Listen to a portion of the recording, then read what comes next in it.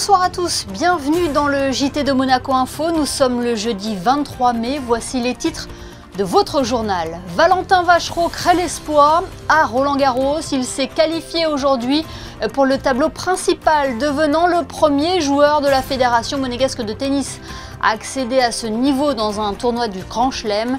Il livrera ses premières impressions sur notre antenne. Jour J pour le Grand Prix de Monaco, la pluie s'est invitée sur le circuit pour ce premier jour des essais, ce qui n'a pas découragé le public venu vivre le coup d'envoi de cet événement. Et il y en a un qui ne manquerait ce Grand Prix pour rien au monde, c'est Jean Alesi qui a disputé 11 Grands Prix ici à Monaco. L'ancien pilote sera notre invité ce soir, il nous apportera son œil d'expert sur l'évolution de la sécurité en Formule 1. Puis notre consultant Franck Phillips vous dira tout ce qu'il faut savoir sur cette 81e édition et les dernières indiscrétions dans les stands, le Grand Prix qui inspire la mode et les artistes. Exemple ce soir avec la marque de Pauline Ducruet Alter Design et l'exposition de Michael Kagan. Je vous le disais en titre, Valentin Vachereau s'est qualifié pour le tableau principal de Roland-Garros après sa victoire face à Billie Harris au troisième et dernier tour de qualification. C'est la première fois qu'un joueur de la Fédération monégasque de tennis réalise cet exploit. Frédéric Elion est avec Valentin Vachereau pour recueillir ses premières impressions. Bonsoir Valentin Vachereau. Bonsoir. Valentin, félicitations, vous êtes le premier joueur de l'histoire de la Fédération monégasque de tennis à sortir des qualifs d'un Grand Chelem pour intégrer le tableau principal. En plus à Roland-Garros, voilà, c'est quoi le premier sentiment là? Non, c'est un truc de fou, ça c'est sûr. Voilà, surtout avec le scénario des qualifs, avec des matchs de dingue. Mais évidemment, énormément de bonheur.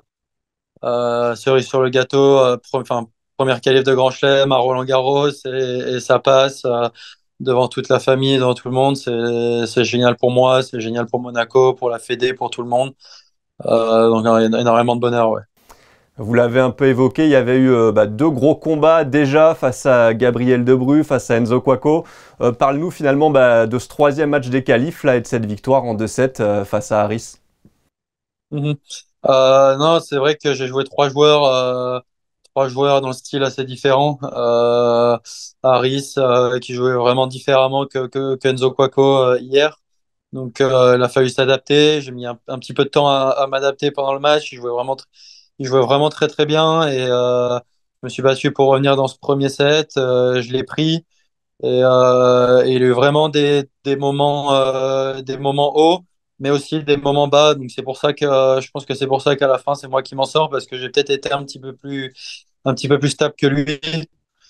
Mais c'est sûr que ça n'a pas été un match facile, un 2-7 en un peu plus de 2 heures, donc physiquement je l'ai bien senti. Ouais.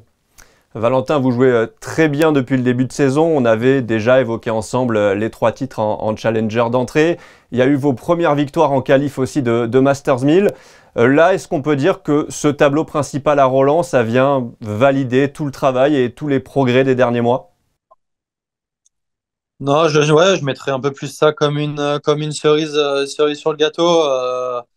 Après, même si évidemment je rentre sur ces qualifs de Roland, c'est mon premier grand chelem, je sais pas du tout à quoi m'attendre. Et ce qui est bizarre, c'est que j'arrive sur mes premières qualifs de grand chelem en étant 115e mondial, donc en étant très haute tête de série dans les qualifs, donc entre guillemets statut de favori sur le tableau, même si les joueurs que j'ai joués avaient certains, dont Enzo Couaco, avaient bien plus d'expérience que moi en qualif de Grand Chelem, lui qui s'est qualifié énormément de fois.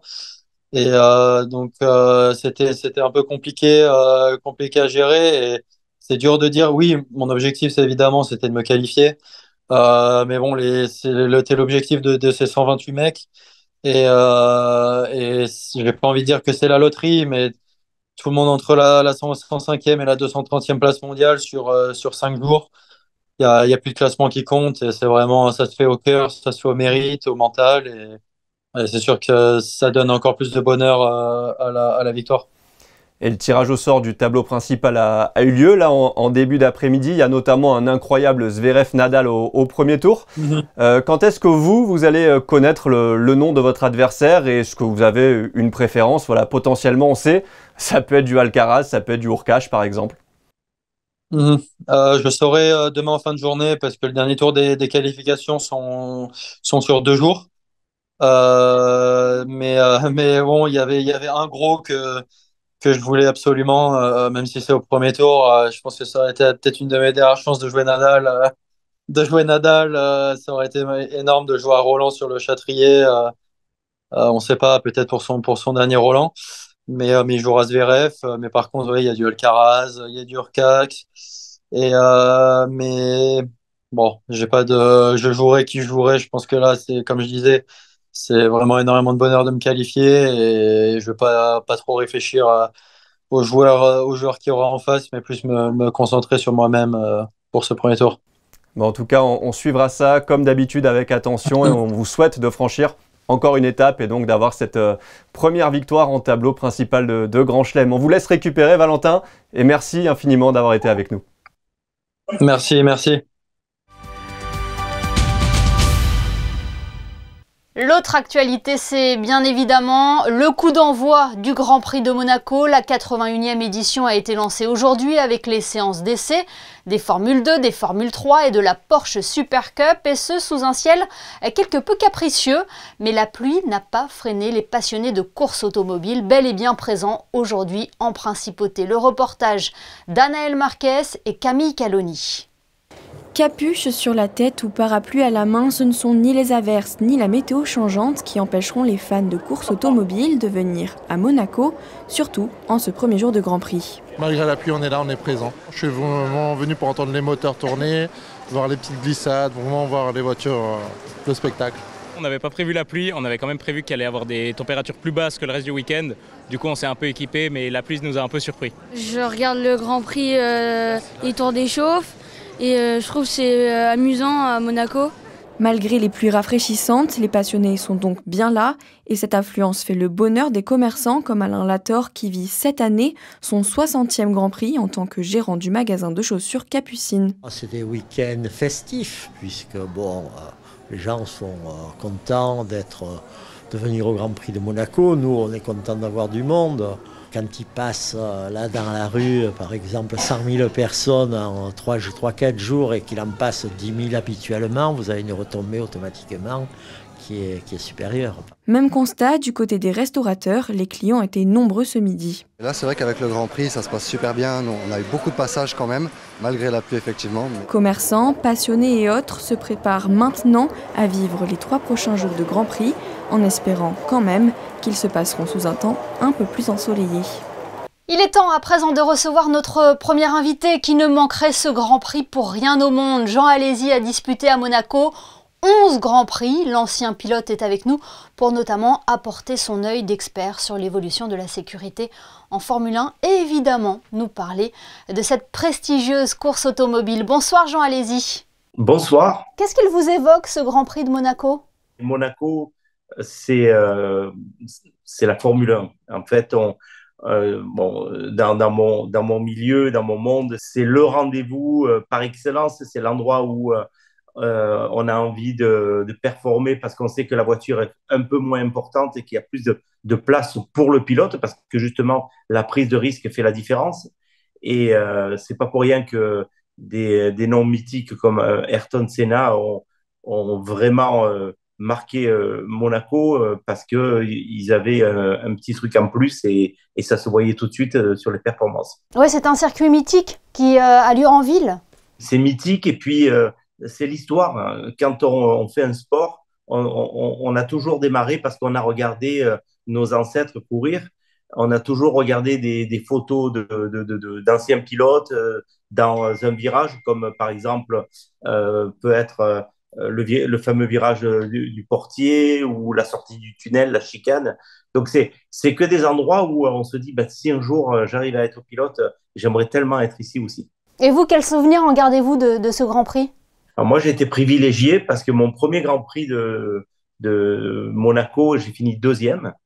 Et j'ai eu la chance de monter sur le podium avec Ayrton Senna, mais surtout avec le prince Régnier et toute la famille princière qui sont des idoles dans le monde entier. Et puis moi, d'être pour mon premier Grand Prix à leur côté, c'était très impressionnant. C'était en 1990, c'est ça? C'est ça, c'était en 1990 et j'en ai vraiment la chair de poule rien que d'y repenser parce que justement, c'était mon début dans le monde de la Formule 1 et je me suis retrouvé d'un coup avec la famille princière et puis bien sûr Ayrton Senna, c'était génial, quoi. Ayrton Senna, dont nous commémorons cette année les 30 ans de sa tragique disparition, c'est un drame qui a touché et qui émeut encore la Formule 1. Absolument. Ce qui me fait très, très plaisir, c'est justement la prise de conscience un peu de tout le monde que il y a 2 pilotes qui sont morts lors d'un Grand Prix à Imola en 1994 et tous les jeunes pilotes depuis et bien sûr les équipes et les circuits ont travaillé énormément pour la sécurité. Oui, le deuxième décès, c'était Roland Ratzenberg lors des essais qualificatifs. Depuis cette tragédie, vous l'avez dit, hein, la Formule 1 a connu d'importantes évolutions en matière de sécurité. Absolument. Et d'ailleurs, Monaco est aussi un exemple. On ne pouvait même pas imaginer de modifier quoi que ce soit sur le circuit pour le rendre plus sécure. Et en fait, il y a eu des évolutions qui ont été très coûteuses, mais en même temps très impressionnantes pour les Formule 1 modernes. Je parle de toute la partie des S de la piscine, le premier virage à Sainte-Dévote où il y a beaucoup plus de dégagement, la sortie de la chicane aussi, du tunnel, pardon, où il y a la chicane, il y a des matériaux, des Tech Pro donc, qui sont faits spécialement pour ralentir les autos en cas de choc. Les stands, donc vraiment Monaco est un exemple pour la modernisation des circuits pour la sécurité. Et sur les monoplaces, l'une des innovations les plus visibles, c'est ce halo. Absolument. Alors ça, c'est le plus visible parce que c'est carrément devant le pilote, cette espèce de fer à cheval, disons, qui a été un peu critiqué au début parce qu'on disait ça va dénaturer disons, la forme de la voiture. Et c'est maintenant complètement passé dans disons, la normalité. Et on a vu beaucoup d'accidents qui ont sauvé les pilotes grâce à ce halo. Mais il n'y a pas que ça, il y a aussi toutes les crash tests. C'est pour ça que les voitures de ma période et les voitures d'aujourd'hui sont beaucoup plus grosses. C'est des voitures qui ont plus de, disons, qui sont déformables et dans le museau et dans l'arrière de la voiture et sur les côtés. Donc la voiture est un peu plus volumineuse, mais bien plus sécure que ce qu'on pouvait avoir à l'époque. Jean, un hommage a été rendu à Ayrton Senna lors du Grand Prix historique. Il sera encore honoré cette semaine. Est-ce que vous avez un pronostic pour ce Grand Prix de Monaco? Moi, je suis un fan de Ferrari. Alors maintenant qu'il y a Charles qui conduit, ça serait exceptionnel qu'il puisse ouvrir le compteur de la première victoire de la saison chez lui. Donc, on va être tous derrière lui. On est tous fous de lui parce qu'il sait se faire aimer, pas seulement grâce à son talent de pilote, mais aussi en dehors de la voiture. Vous serez à Monaco ce week-end, Jean Alesi? Absolument, absolument. Je ne peux pas louper ça. On espère vous revoir très vite sur Monaco Info. Merci d'avoir été avec nous ce soir. Ben, merci à vous pour l'invitation et bonne soirée. Jean Alesi, mais aussi de nombreux fans de F1 affluent pour assister à cet événement. On a pu constater tout à l'heure l'ambiance qui règne aux abords du circuit. Et bien chaque année, les visiteurs accourent aussi vers les stands des produits dérivés pour porter fièrement l'emblème de leurs écuries préférées. Alexa Vial et Yannick Debever ont arpenté les rues métamorphosées de Monaco, qui elles aussi se sont mis aux couleurs du Grand Prix.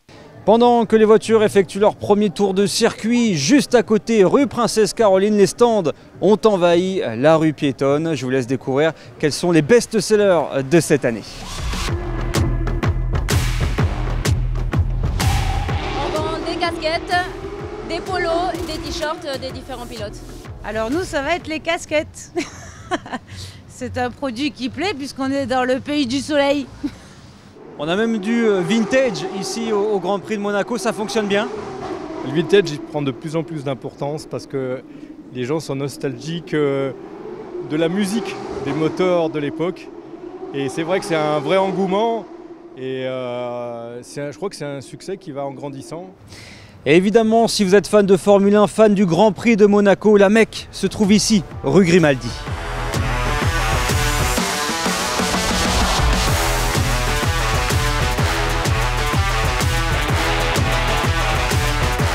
Je vous présente le t-shirt officiel du Grand Prix de Monaco 2024. Donc chaque année ils mettent en place, ils font l'impression des affiches, des posters qui prennent de la valeur chaque année parce qu'elles sont tirées qu'une fois par an. Et ils font aussi en produits dérivés, donc le t-shirt et la carte postale. C'est ouvert toute l'année et donc c'est le lieu où il faut se retrouver.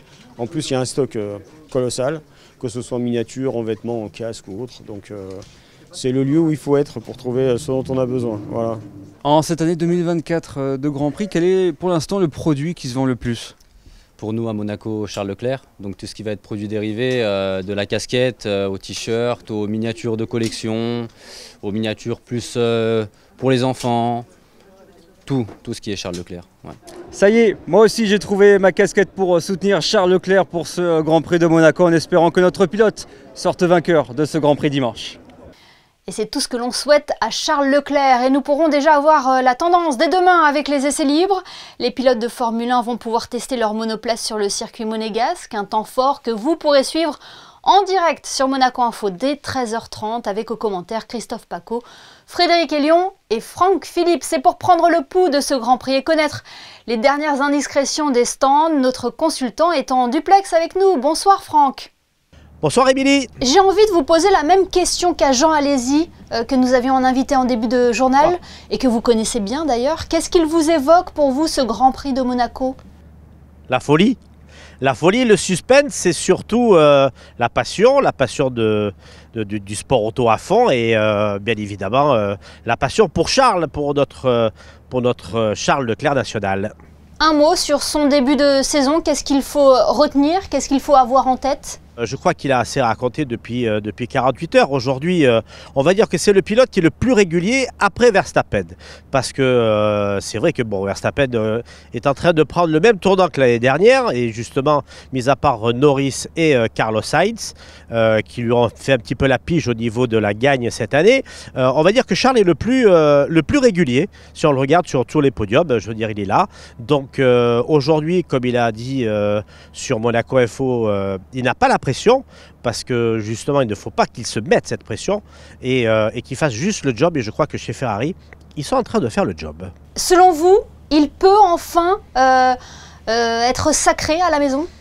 Ça, déjà, bien sûr, les secrets de la mécanique, chère Émilie, c'est quelque chose que nous ne pouvons pas gérer, ni non plus un petit rail qui arriverait à surgir au fond du bureau de tabac. Ça, c'est quelque chose qui peut être très improbable à gérer. Par contre, c'est vrai qu'il faudrait que ça arrive, parce que maintenant, ça fait quelques années qu'il lui court après. Il faut dire qu'il y a eu quand même beaucoup d'erreurs de stratégie il y a quelques années en arrière, et on va pas y revenir dessus.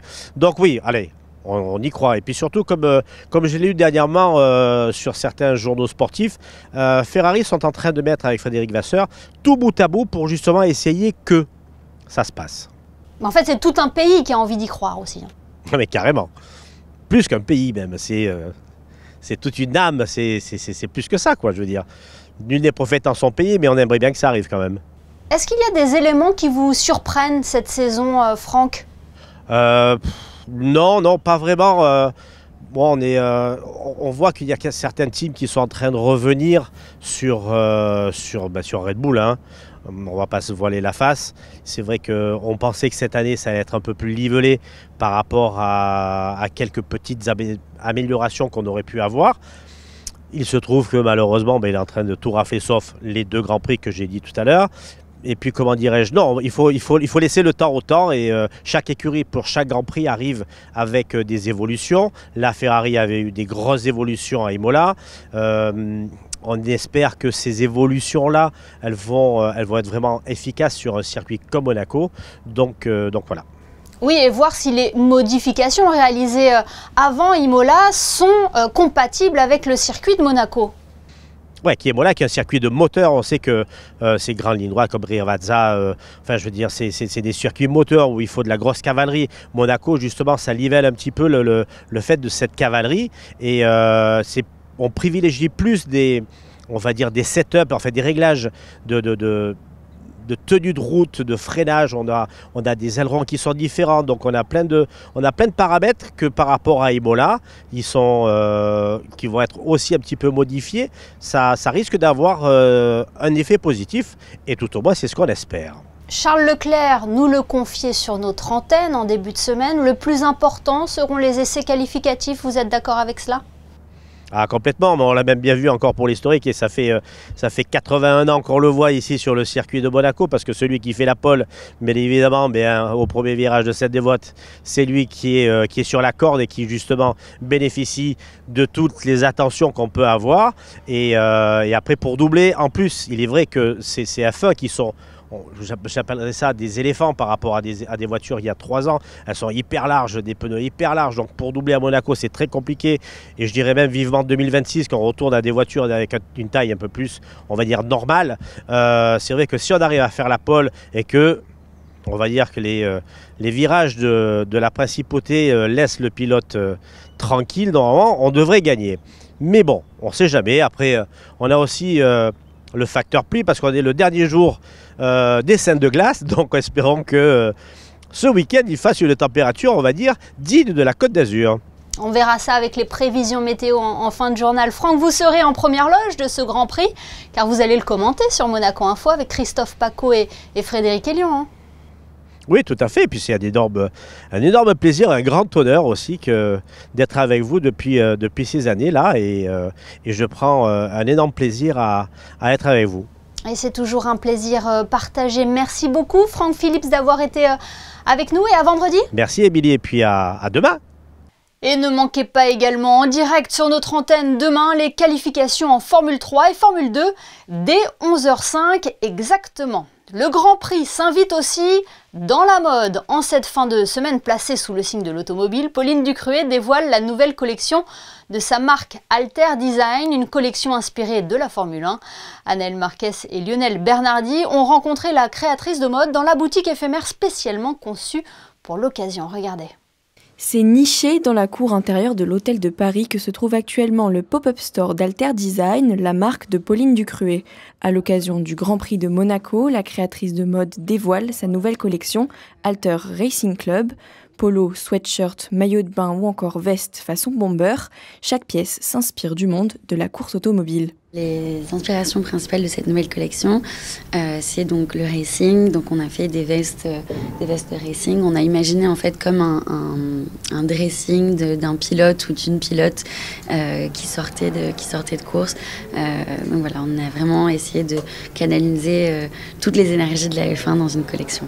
Alter Design, un nom qui n'a pas été choisi au hasard. Alter comme alternative éco-responsable, car la marque a à cœur de ne créer aucune production de tissus en ne réutilisant que des chutes de textiles, ou encore Alter comme alter ego pour des pièces à la fois masculines et féminines. Alter, on a une marque éco-responsable et unisexe, donc on fait des pièces autant pour l'homme que pour la femme, et on utilise uniquement des matières recyclées. Je pense que les deux valeurs de l'éco-responsabilité et de l'inclusivité, c'est des valeurs qu'on retrouve peu ou pas assez dans la mode, et je pense que c'était de mon devoir de les mettre en valeur. Créé en 2018, Alter Design possède donc déjà une identité forte avec un vestiaire décontracté, chic, engagé et unisexe, mais le projet est avant tout une concrétisation pour Pauline Ducruet.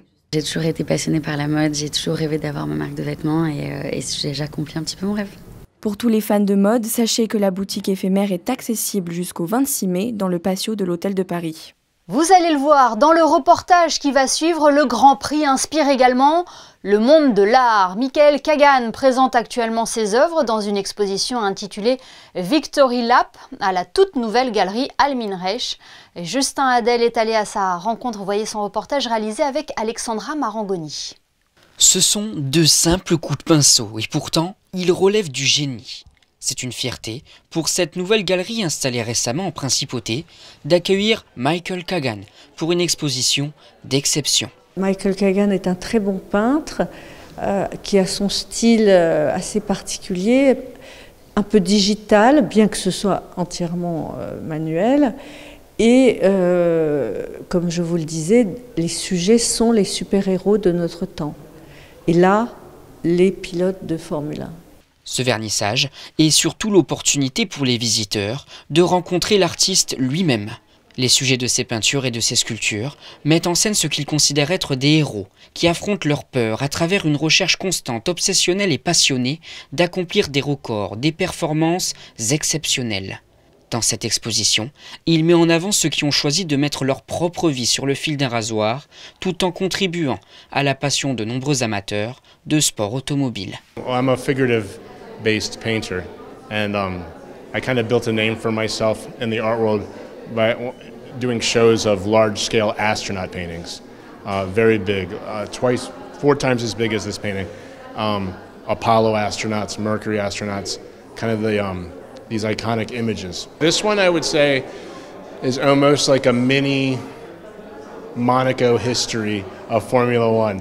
So when you walk in, you have a small race car of Senna, and then you have a picture of Sebastian Vettel, who has won Monaco Grand Prix 3 times. He doesn't race anymore, but he's doing like the iconic, triumph victory pose. And then the rest of the paintings are of the modern day F1 drivers. So you have Verstappen, you have Lewis Hamilton, you have Leclerc, who's from Monaco.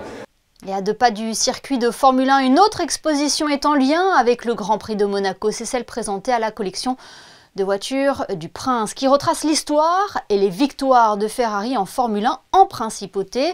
Les fans de courses automobiles pourront y admirer 10 monoplaces d'hier et d'aujourd'hui.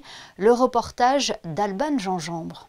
Une histoire faite de réussite. Pour Ferrari, tout commence à Monaco. Le championnat a commencé en 1950 à Silverstone en Angleterre.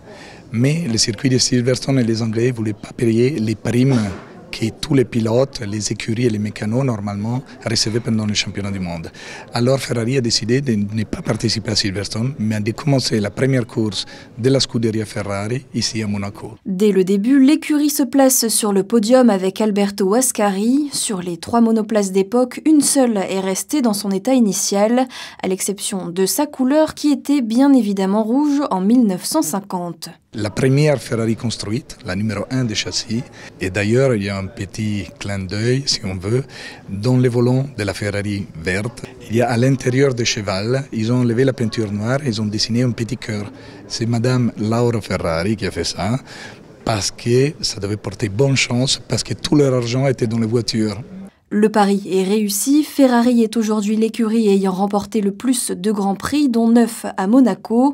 Parmi les monoplaces emblématiques, celles conduites par Michael Schumacher, Niki Lauda, Sébastien Vettel, mais aussi la SF90 du monégasque Charles Leclerc, avec laquelle il remporte ses 2 premières victoires à Spa et Monza en 2019. C'est une fierté parce que c'est pas très facile de faire venir de partout dans le monde des voitures. On a cherché de ramener les voitures qu'ils ont gagnées à Monaco ou qu'ils ont eu une histoire particulière à Monaco, qu'ils ont fait l'histoire et dont on a parlé beaucoup. On a aussi la voiture de Gilles Villeneuve, magnifique, c'est la seule Ferrari, la première Ferrari turbo. Elle était née 8 mois avant et il a gagné à Monaco. Et gagner avec une voiture turbo à Monaco sous la pluie, parce qu'il a plu, il y a eu beaucoup d'accidents pendant cette course, c'est incroyable. Et Gilles Villeneuve est resté dans le cœur de tous les pilotes et de tous les passionnés Ferrari. Et le prince souverain fait partie de ces passionnés. Il y a beaucoup de souvenirs d'anciens Grands Prix qui remontent à la surface. Mais voilà, c'est une collection tout à fait remarquable. De les voir ici, de voir même la Ferrari qui a gagné ici en 1950, c'est tout à fait émouvant. Et pour marquer le coup, le prince Albert II a eu la surprise de recevoir la certification de sa Ferrari, un symbole pour tout collectionneur de voitures.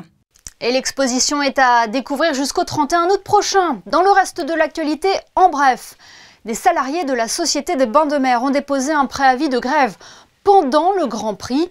Le préavis a été déposé par le syndicat monégasque des caisses. Une démarche particulièrement inappropriée, a réagi la SBM par la voie d'un communiqué de presse. Le groupe réfute certaines allégations et revendications du syndicat. Il a tenu à rappeler que le modèle social dont bénéficient les salariés de ce secteur, et plus largement l'ensemble de ses collaboratrices et collaborateurs, est unique en son genre. La direction actuelle invitera dans les prochaines semaines les dirigeants du syndicat à poursuivre la concertation. Le gouvernement princier, par la voie d'un communiqué, a également fait savoir qu'il soutenait la position de la direction de la SBM telle qu'exprimée dans son communiqué de presse et encourage les représentants de ce syndicat à privilégier le dialogue plutôt que des actions qui vont à l'encontre de l'intérêt de la majorité des salariés. Monaco participe à la 133e session ministérielle du Conseil de l'Europe. À l'ordre du jour, l'adoption de la Convention cadre sur l'intelligence artificielle, premier instrument juridique international créé dans ce domaine. Lors de son intervention, la ministre des Relations extérieures et de la coopération, Isabelle Béraud-Amadei, a rappelé le soutien de Monaco à la défense des 3 piliers de l'organisation. Elle a souligné également le rôle central de la Cour européenne des droits de l'homme qui constitue, je cite, un rempart contre l'affaiblissement des valeurs promues par le Conseil de l'Europe. Isabelle Béraud-Amadei a également salué le lancement effectif en avril dernier du registre des dommages causés par l'agression de la Russie contre l'Ukraine, auquel Monaco a adhéré dès sa création en mai 2023. Voilà pour l'essentiel de l'actualité. Avant de nous quitter, jetons un coup d'œil aux prévisions météo. Bonsoir Justin. Avez-vous de bonnes nouvelles à nous annoncer pour la journée de vendredi ? Bonsoir Émilie, écoutez, je crains d'être décevant, mais demain des orages risquent de revenir en principauté. Leur retour est attendu aux alentours de 18 h, mais la pluie, elle, pourra tomber en milieu d'après-midi. Des orages dus à la chaleur de ces derniers jours, évidemment. Demain, les températures oscilleront entre 15 et 20 degrés. Il fera lourd. L'eau, elle, sera à 19 degrés. Le soleil se lèvera à 5 h 54 et se couchera à 20 h 59. Demain, nous fêterons les Donatiens. Météo mitigée donc pour les essais libres et l'apparition des Formule 1 sur le circuit de Monaco. La pluie qui s'est invitée également aujourd'hui pour le coup d'envoi du Grand Prix. Un moment capté par nos photographes Manuel Vitali et Stéphane Dana. Demain, retrouvez un nouveau visage aux commandes de votre JT, Maclor Baboutouloua. Et quant à nous, on se retrouve lundi. Excellente fin de semaine à tous et bon Grand Prix.